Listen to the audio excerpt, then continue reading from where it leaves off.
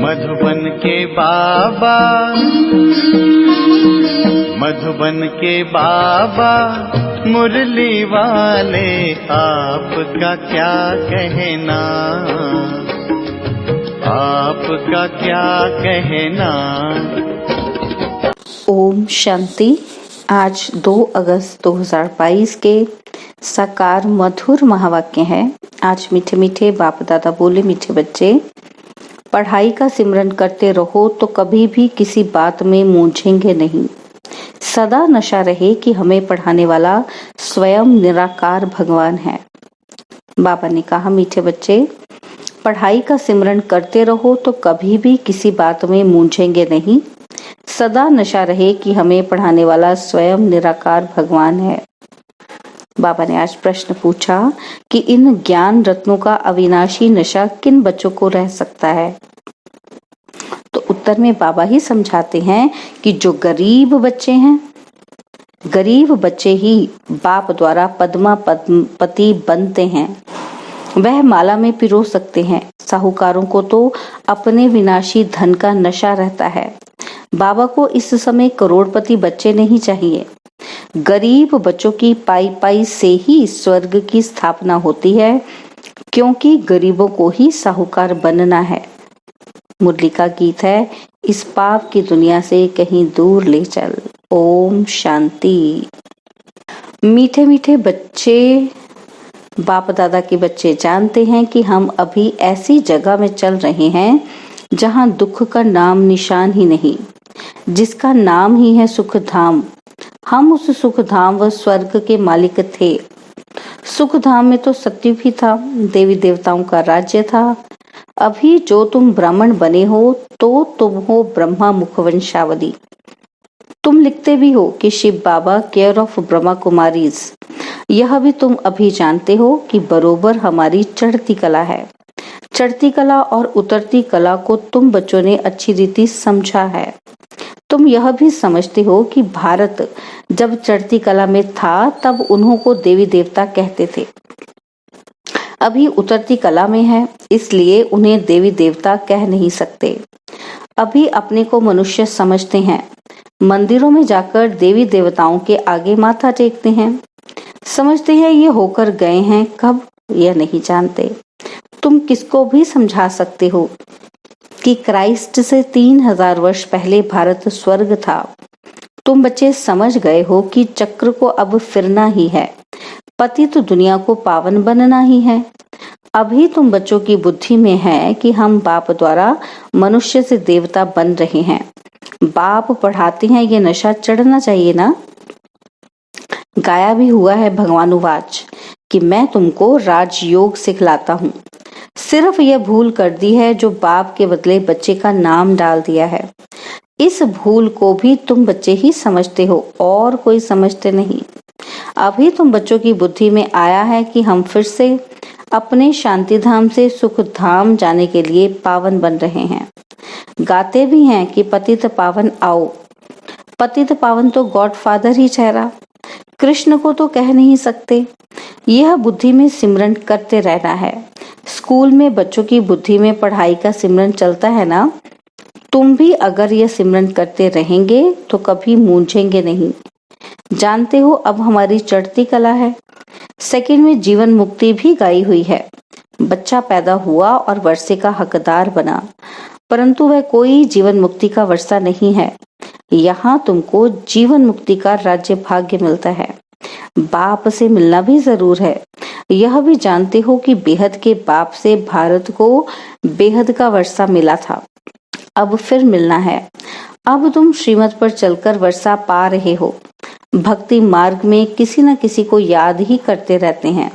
चित्र भी सबके मौजूद हैं, पूजे जाते हैं ना। यह भी राज बाप ने समझाया है। इन बातों में कोटों में कोई तो अच्छी रीति समझेंगे और निश्चय करेंगे, और फिर कोई संशय उठाएंगे। कोई को संशय न आए, इसलिए पहले संबंध की बात समझानी है। गीता में भी है ना कि अर्जुन को भगवान ने बैठ समझाया। अब घोड़े गाड़ी में बैठ राजयोग सिखावें, ये तो हो ही नहीं सकता। तो ऐसे थोड़े बैठ राजयोग सिखाएंगे। अब यह तो झूठ हो गया। दिखाते हैं विष्णु की नाभि से ब्रह्मा निकला और फिर ब्रह्मा के हाथ में शास्त्र दे दिए हैं। सूक्ष्म वतन में तो हो न सके, तो यहाँ ही सार समझाएंगे ना। ऐसे ऐसे चित्रों पर तुम समझा सकते हो, प्रदर्शनी में भी ये चित्र काम में आएंगे जरूर। सूक्ष्म वतन की तो बात ही नहीं, ब्रह्मा मुख द्वारा किसको समझावें? वहां तो है ही ब्रह्मा विष्णु शंकर, तो शास्त्रों का सार किसको समझावें? तुम जानते हो ये सब भक्ति मार्ग के कर्म कांड है। सत्युग त्रेता में ये भक्ति मार्ग तो हो ही नहीं सकता। वहां है ही देवताओं की राजधानी, भक्ति कहाँ से आ सकती? यह भक्ति तो बाद में होती है। तुम बच्चे जानते हो, निश्चय बुद्धि ही विजयी होते हैं। बाप में निश्चय रखेंगे तो जरूर बादशाही मिलेगी। बाप बैठ समझाते हैं कि मैं स्वर्ग की स्थापना करने वाला, पतितों को पावन बनाने वाला हूँ। शिव को कभी गोरा सांवरा नहीं कहेंगे, कृष्ण को ही श्याम सुंदर कहते हैं। यह भी बच्चे समझते हैं। शिव तो चक्र में आता नहीं है, उनको गोरा व सांवरा दिखा न सके। बाप समझाते हैं कि तुम बच्चों की अब चढ़ती कला है, सांवरे से गोरा बनना है। भारत गोरा था, अब काला क्यों बन गया है? काम चिता पर बैठने से।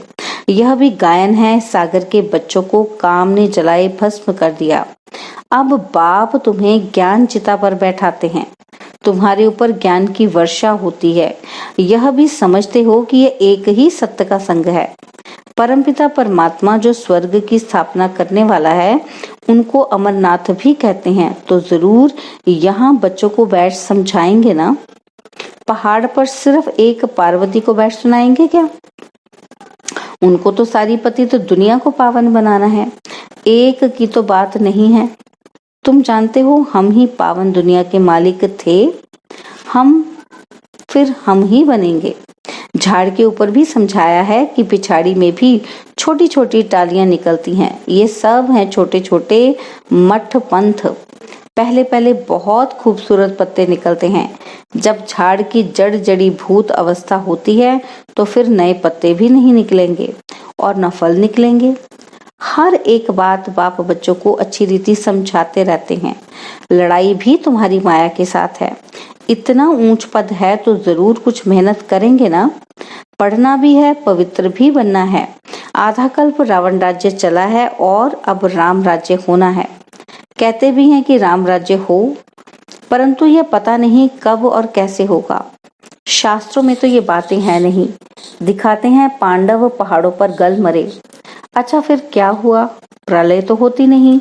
एक तरफ दिखाते हैं कि बाप राजयोग सिखलाते हैं, कहते हैं तुम भविष्य में राजाओं का राजा बनेंगे, और फिर दिखलाते हैं कि पांडव खत्म हो गए। यह कैसे हो सकता? नई दुनिया की स्थापना कैसे होगी? श्री कृष्ण कहाँ से आए? जरूर ब्राह्मण चाहिए। तुम जानते हो कि हम नई दुनिया में जाने का पुरुषार्थ कर रहे हैं। यहाँ ज्ञान सागर के पास रिफ्रेश होने आते हैं। वहाँ ज्ञान गंगाओं द्वारा सुनते हो। अमरनाथ पर एक तालाब दिखाते हैं जो मान सरोवर है। कहते हैं उसमें स्नान करने से परिज्यादा बन जाते हैं। वास्तव में यह है ज्ञान मान सरोवर। ज्ञान सागर बाप बैठ ज्ञान स्नान कराते हैं, जिससे तुम बहिष्ठ की परियां बन जाते हो। परियां नाम सुन ऐसे पंख वाले मनुष्य बना दिए हैं। वास्तव में पंख आदि की बात है नहीं। आत्मा के उड़ने के पंख अब टूट गए हैं। शास्त्रों में तो क्या क्या बातें लिख रही हैं। यह भी बहुत शास्त्र पढ़ा हुआ है। इनको भी बाप कहते हैं कि तुम अपने जन्मों को नहीं जानते हो। मैं तुम्हारे बहुत जन्मों के अंत के जन्म में प्रवेश करता हूँ। कृष्ण तो है ही सत्युग का पहला जन्म। स्वयंवर के बाद फिर लक्ष्मी नारायण बन जाते हैं। तो जो श्री नारायण था वह बहुत जन्मों के अंत में अब साधारण है। फिर जरूर उनके ही तन में आना पड़े। कई कहते हैं भगवान पति तो दुनिया में कैसे आएंगे? ना समझने के कारण श्री कृष्ण का नाम डाल दिया है, जो सबसे पावन है। परंतु श्री कृष्ण को सब भगवान मानेंगे नहीं। भगवान तो है निराकार, उनका नाम शिव मशहूर है। प्रजापिता ब्रह्मा तो यहाँ है। सूक्ष्म वतन में तो यहाँ ब्रह्मा विष्णु शंकर है। यह भी अच्छी रीति समझाना चाहिए, धारणा बहुत अच्छी चाहिए। आपस में एक दो को यह याद दिलाना चाहिए। बाबा को याद करते हो, 84 के चक्र को याद करते हो। अब घर जाते हैं। यह पुरानी दुनिया, पुराना वस्त्र सब त्याग करना है। अभी हम नई दुनिया के लिए तैयार हो रहे हैं। पुरानी दुनिया का नशा नहीं रहता, यह है अविनाशी ज्ञान रत्नों का नशा। वो नशा टूटना मुश्किल होता है। गरीबों का नशा टूट जाता है। बाप कहते हैं मैं गरीब निवाज हूँ, आते भी गरीब हैं। आजकल तो करोड़पति को ही पैसे वाला कहा जाता है, लखपति को पैसे वाला नहीं कहेंगे। वह तो ये ज्ञान उठा ही नहीं सकेंगे। बाप कहते हैं हमको करोड़ अरब तो चाहिए ही नहीं, क्या करेंगे? हमको गरीबों के पैसे पैसे से स्वराज्य की स्थापना करनी है। हम पक्का व्यापारी भी हैं, ऐसे थोड़े फालतू लेंगे जो फिर देना पड़े। तुम्हारा मट्टा सट्टा है, इसलिए भोलानाथ कहा जाता है। गरीब से गरीब ही माला में पिरोए जाते हैं। सारा मदार पुरुषार्थ पर है, इसमें पैसे की बात नहीं। पढ़ाई की बात में गरीब अच्छा ध्यान देंगे। पढ़ाई तो एक है ना, गरीब अच्छा पढ़ेंगे क्योंकि साहूकारों को तो पैसे का नशा रहता है। तुम बच्चे जानते हो कि हम स्वर्ग के मालिक थे, अब कंगाल हैं। अब बाप आया है, 84 का चक्र तो जरूर लगना है। पुनर्जन्म भी सिद्ध करेंगे।